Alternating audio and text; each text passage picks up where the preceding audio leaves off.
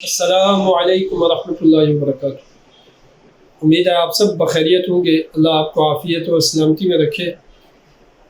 انسان سوچتا کیسے ہے اور اچھے فیصلے کیسے کر پاتا ہے، اس کے لیے بنیادی طور پہ 3 چیزیں بہت ضروری ہیں۔ آپ کے پاس علم اور معلومات ہونا بہت ضروری ہے۔ علم اور معلومات کے 3 ذریعے ہیں: کتاب، سفر اور دوستوں، مصاحبت، لوگوں کے ساتھ بیٹھنا اٹھنا، مختلف لوگوں کے ساتھ۔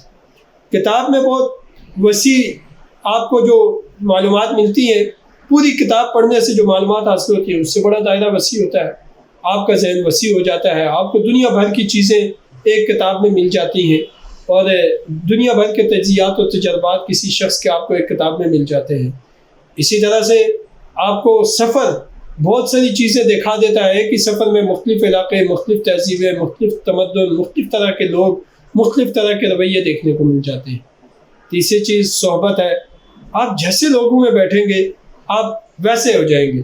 آپ محدود سوچ کے لوگوں میں بیٹھیں گے، آپ محدود سوچ کے لوگوں میں۔ آپ سیاسی سوچ کے لوگوں کے ساتھ بیٹھیں گے، آپ سیاسی ہو جائیں گے۔ آپ تجارتی سوچ کے لوگوں کے ساتھ بیٹھیں گے، آپ تجارتی ہو جائیں گے۔ آپ اہل علم، اہل دین کے ساتھ بیٹھیں گے، آپ اصحاب علم و دین کے گرویدہ ہو جائیں گے، آپ خود بھی صاحب علم ہو جائیں گے۔ جب آپ کی معلومات ان 3 ذریعوں سے وسیع ہو جاتی ہے، تب آپ کے سوچنے کا، سمجھنے کا، فیصلہ کرنے کی قوت وسیع ہو جاتی ہے۔